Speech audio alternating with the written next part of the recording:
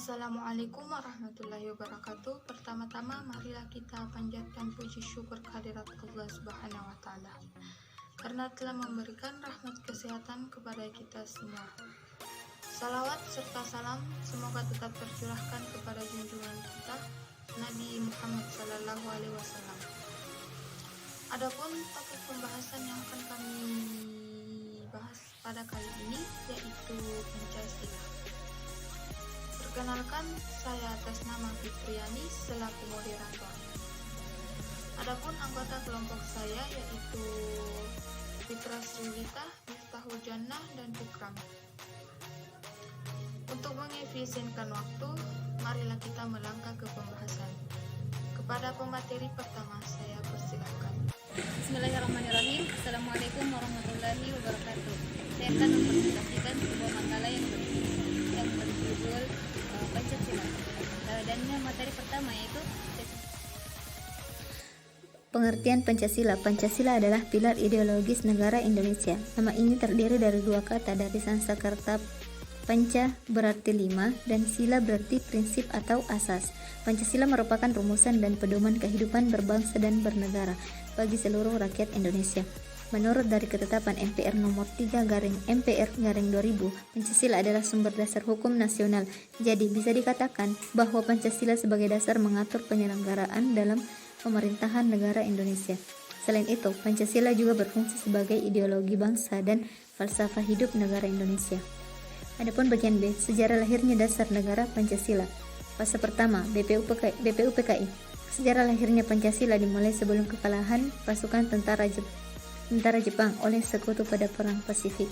Saat dalam kondisi menduduki Indonesia, mereka mencoba menarik dukungan rakyat. Hal tersebut dilakukan dengan membentuk Dokuritsu Junbi Chosakai atau BPUPKI. BPUPKI lahir dan disahkan pada tanggal 26 April 1945 dengan nama Jepang Dokuritsu Junbi Chosakai. Agenda organisasi tersebut adalah melakukan segala persiapan untuk menyongsong kemerdekaan. Di antara hal tersebut yaitu perancangan dasar sebuah negara. Fase kedua, Panitia 9. Setelah selesai tahap berikutnya yaitu Dokuritsu Junbi Chosakai membuat sebuah kelompok kecil beranggotakan 9 orang dan disebut sebagai Panitia 9. Kegiatan merumuskan Undang-Undang Dasar serta Pancasila. Penyusunannya menggunakan pedoman dari pidato Insinyur Soekarno. Kesembilan anggota panitianya adalah Insinyur Soekarno, Muhammad Hatta, Mr. A.A. Ahmad Soebarjo, Wahid Hashim, dan Muhammad Yamin. Tugas spesifik mereka adalah membuat teks proklamasi kemerdekaan dari pidato. Bagian tercantum dalam Undang-Undang Dasar 1945 atau dikenal Piagam Jakarta. Isi bagian tercantumnya adalah ketuhanan dengan kewajiban menjalankan syariat Islam bagi pemeluknya. Kemudian, kemanusiaan adil dan beradab serta persatuan Indonesia. Fase ketiga, sidang BPUPKI 2 dan PPKI. Sidang kedua yang dilakukan oleh BPUPKI merupakan salah satu poin penting hal tersebut karena menghasilkan beberapa keputusan krusial, di antaranya kesepakatan dasar negara yaitu Pancasila. Kemudian juga dipakainya sistem republik dari total 55 suara setuju. Selain hal tersebut juga menghasilkan keputusan terkait wilayah Indonesia yang berdasarkan cakupan Hindia Belanda, Timur Timur hingga Malaka. Penugasan 3 panitia juga dibentuk pada sidang ini yaitu bagian ekonomi dan keuangan. Perancang undang-undang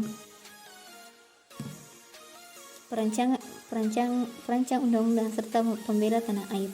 Tanggal 17 Agustus 1945, Indonesia resmi memproklamasikan diri sebagai negara merdeka. Setelah itu, BPUPKI digantikan oleh PPKI dengan tujuan tertentu. Target utamanya adalah pada rumusan Pancasila yang telah tercantum di pembukaan Undang-Undang Dasar 1945 agar lebih disempurnakan.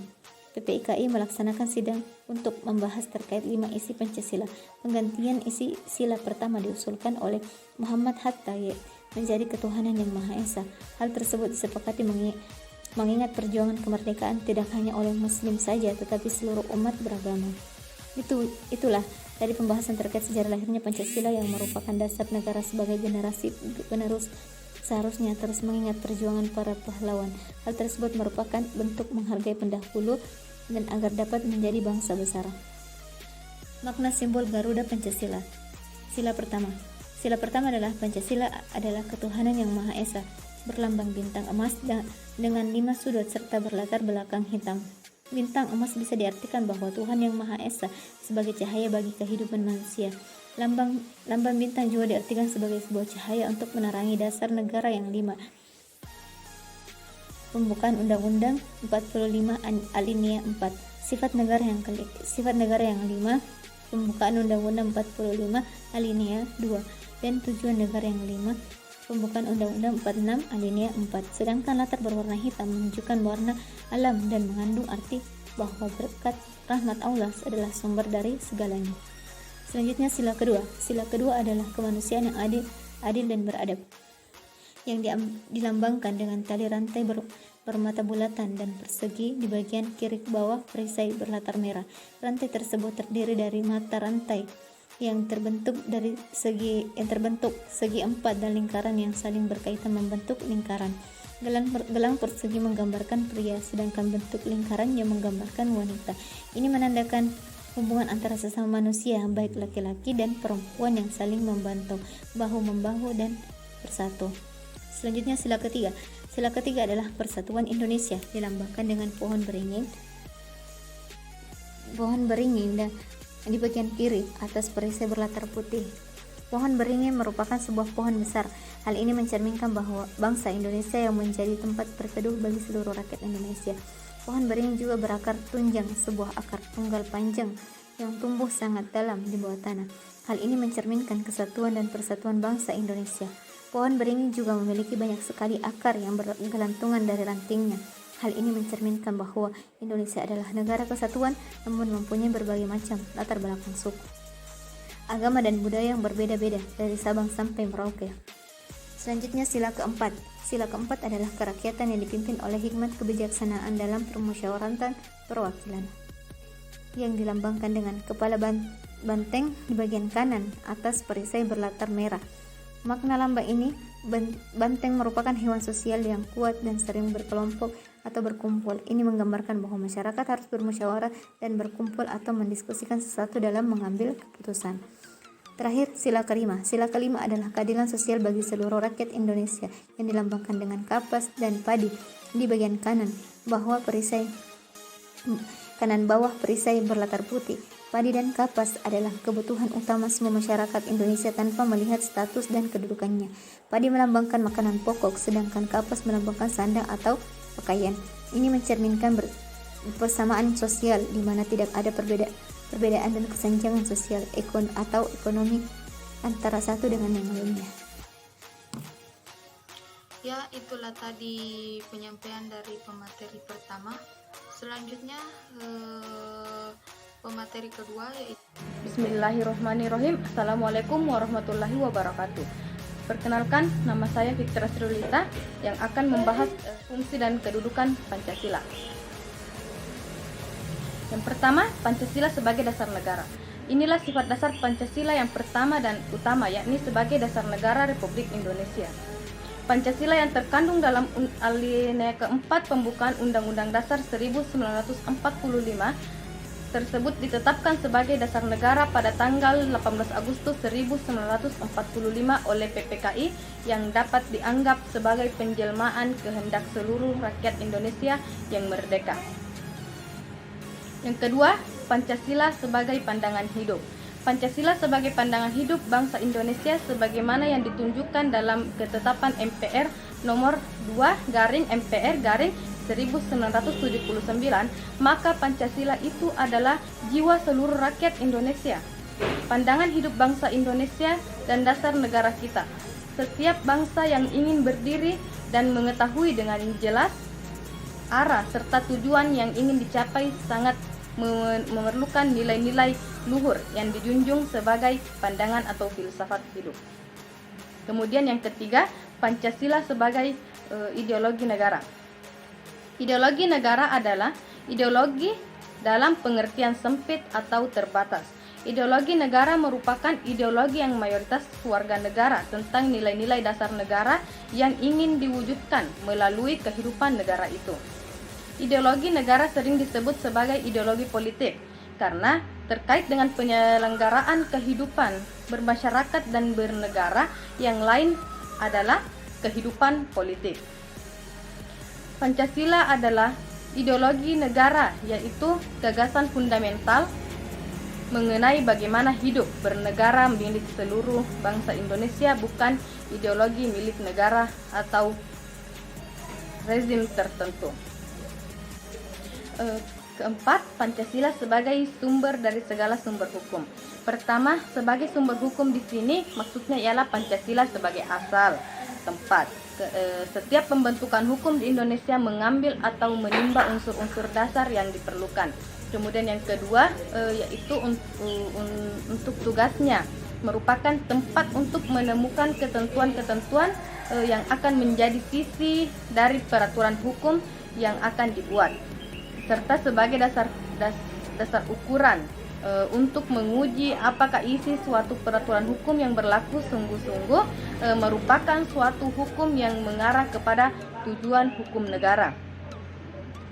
Karena pertumbuhan kesadaran dan pengertian manusia Indonesia terhadap kedudukan Pancasila bagi kehidupan bernegara dan bermasyarakat serta pengalaman-pengalaman selama ini,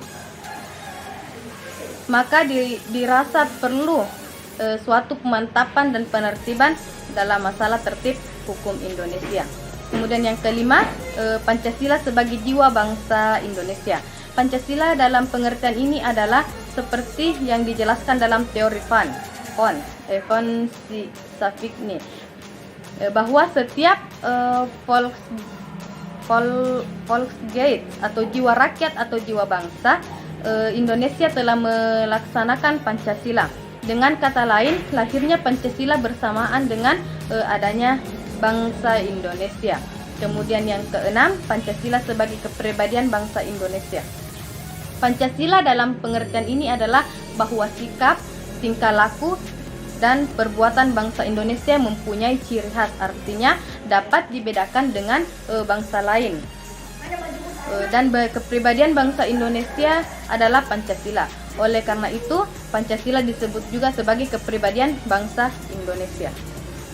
Ketujuh, Pancasila sebagai cita-cita dan tujuan nasional. Artinya, cita-cita luhur bangsa Indonesia tegas termuat dalam pembukaan Undang-Undang Dasar 1945. Karena pembukaan Undang-Undang Dasar 1945 merupakan perjuangan jiwa proklamasi, yaitu jiwa Pancasila. Dengan demikian, Pancasila merupakan cita-cita dan tujuan nasional bangsa Indonesia yang terdapat pada alinea kedua dan keempat pembukaan Undang-Undang Dasar 1945.